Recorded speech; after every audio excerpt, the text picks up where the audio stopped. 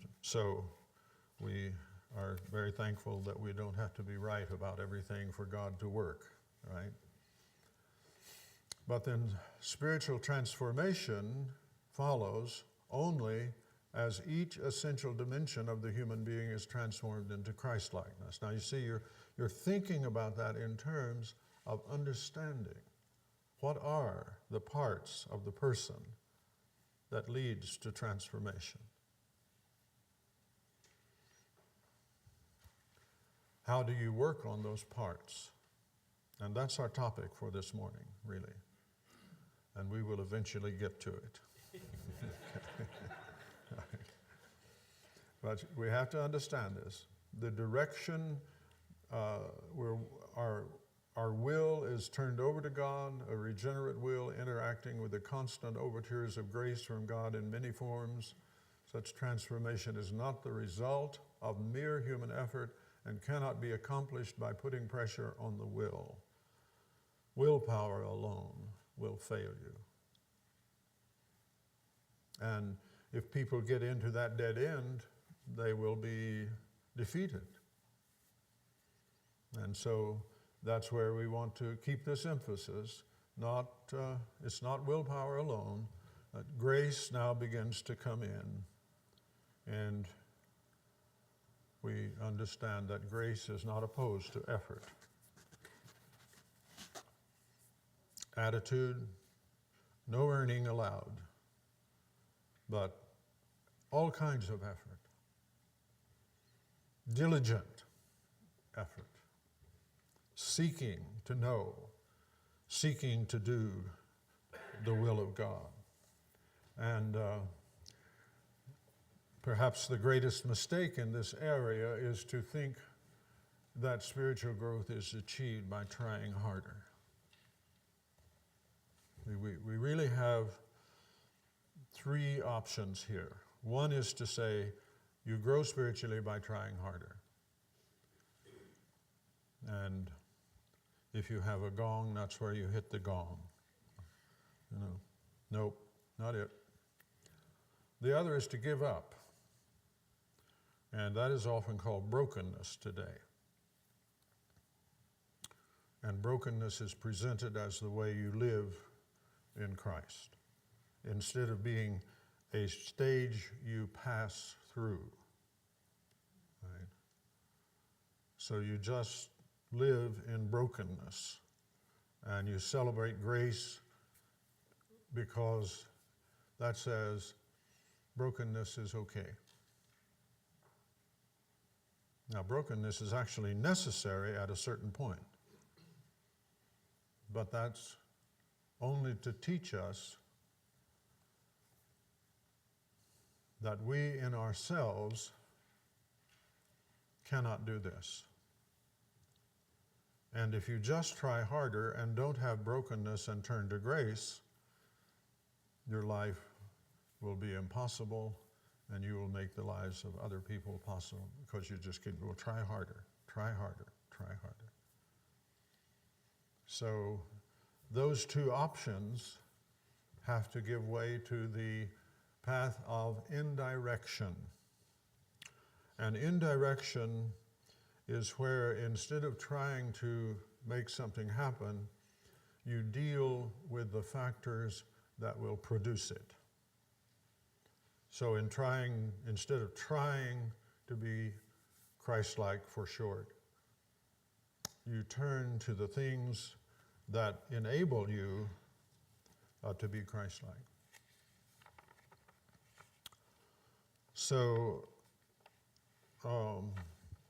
intelligent effort is the key. Now, intelligent effort means that it is effort informed by knowledge of how the human being is built, how they work. And that comes from guess who? Can you say Jesus? Give me a J.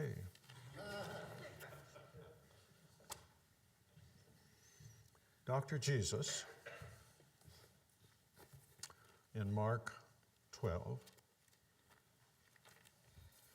He's being put through an examination, a doctoral examination, if you wish, by a lawyer. And the lawyer is asking a standard question for doctoral examinations. This was not a new question. It is a question that was debated constantly among the scholars of Israel. And so in verse 28 of Mark 12, one of the scribes, one of the professors, came and heard him arguing, and recognizing that he had answered them well, asked him, "What commandment is the foremost of all?" Now that doesn't just mean what is first, it means what is the commandment that covers everything. What is the commandment that covers everything? And Jesus answered, "The foremost is, Hear, O Israel, the Lord our God is one Lord." Now, in terms of our vim, that's vision. The Lord our God is one Lord. See, that's the first of the 10 commandments. I am the Lord your God that delivered you, and I acted, and you saw my action. I am the Lord your God. Now, what is the response to that fact? You will love the Lord your God with all your heart, with all your soul, with all your mind, and with all your strength. And the second is, you shall love your neighbor as yourself. Okay? Now, if you think about what we said about the second and third of the great questions, who is really well off and who is a really good person, you will see that the answer is packed into those words. Right? But now you want to ask yourself, what's that really telling us? I mean, what is our response to that?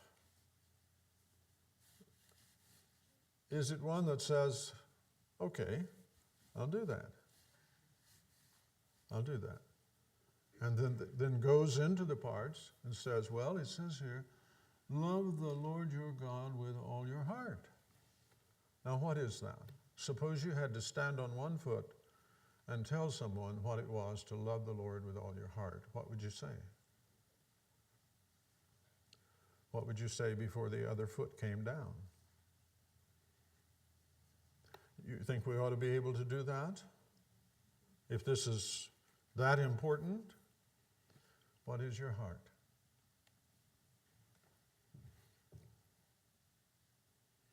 Now, I'm going to try to give answers to all these questions, but I want to get you thinking. What is your heart? After all.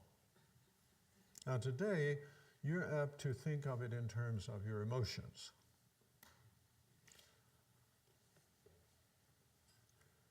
Where is your heart?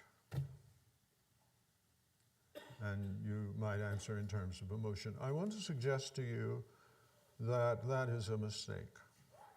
And it's a mistake caused by the close association of the heart with emotion. That the heart is actually the will, or the executive center of the self, but the will doesn't work independently of your emotions. But today, we have come to the point to where many people in our churches and in our world do not know the difference between their feelings and their will. And that is a fatal mistake, because it will always eventuate in the person trying to do what their emotions dictate. Can you see already they're in trouble? And we'll have to talk about desire, and desire really doesn't fit into any of these categories, because desire is like what comes out of the whole person. But now, what do you think your heart is? And then, how would you love God with your heart? What would that mean? How would you identify a person who loved God with all their heart? Now think of the will. How would you love God with all your will? Now, we have to break this down. I'm just trying to get you into the room on it. So we have to break all of this down very carefully.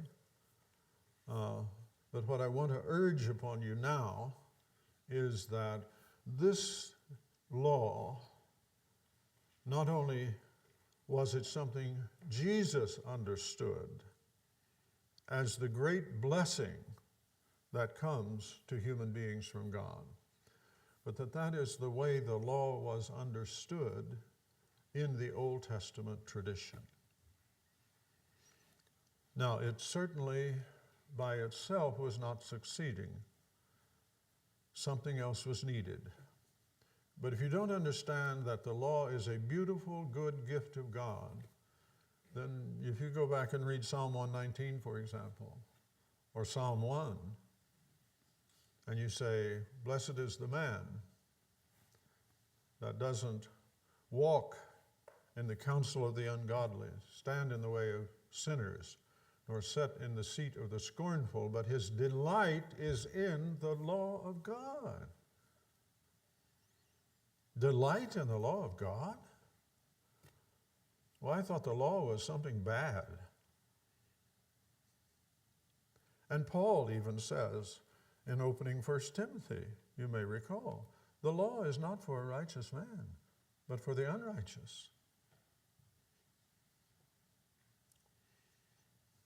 Now, if you understand the law in the way it came to be understood, as an external kind of command that stands over your life and points out where you're wrong, which is what happened, and gave rise to the righteousness of the scribe and the Pharisee, according to which to be righteous, you didn't kill anybody, you didn't actually commit adultery, and so you always gave the pink slip when you divorced your wife and all that, then you can see how one wouldn't particularly find that a delightful thing, right? But the law fundamentally is an expression of the ways of God. And that's how you come to know the delight that is in the law. But his delight is in the law of God, and in that he meditates day and night, not because he has to, but because he loves it. The law is an expression of the ways of God. And that is an appropriate kind of thing to delight in, right? Then you come back to this and you look at it and you say, well, what was Jesus doing? Trying to finally give us one that would just obliterate us? Oh, good night, we got to do that? So you want to rethink now what the law is about, and you want to understand that what he is doing here is giving you the secret of the blessed life. This is the pathway. This is the secret of the blessed life. He is telling you where to orient the various essential parts of the human being in such a way that they walk into the fullness of life in the kingdom of God. And you know, the second command really had a pretty hard life in the old covenant. You have to look hard to find it. You know where it shows up? In one of the least read books in the Bible, Leviticus. And in Leviticus 18, I think it is, you find some fascinating statements here about relationship. Relationship to your neighbor.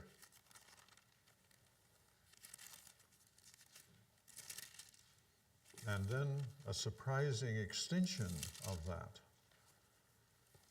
to those who are not your kind of people.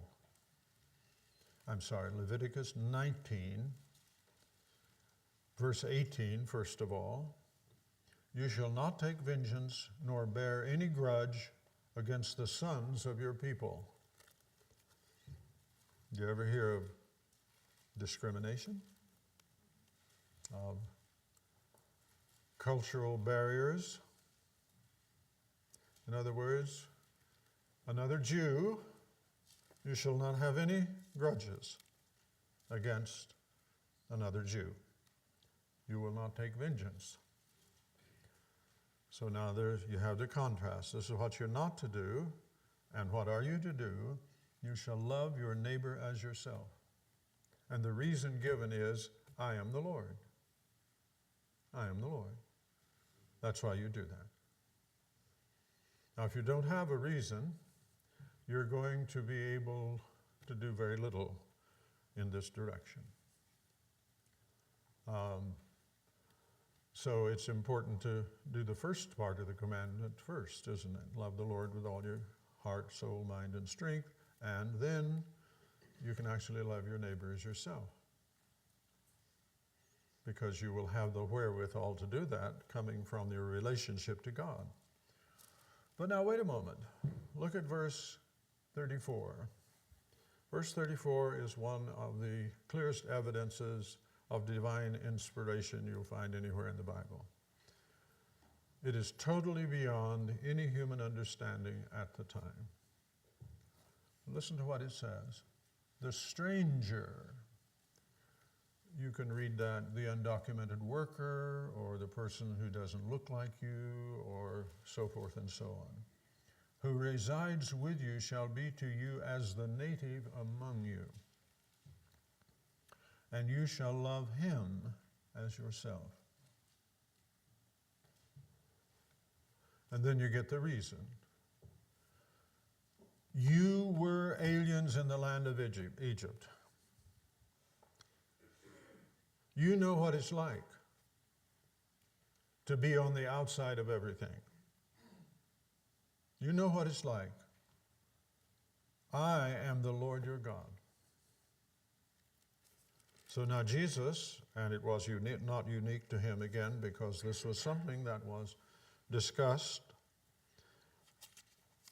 understands that you cannot love God without loving your neighbor, and you can't love your neighbor without loving God.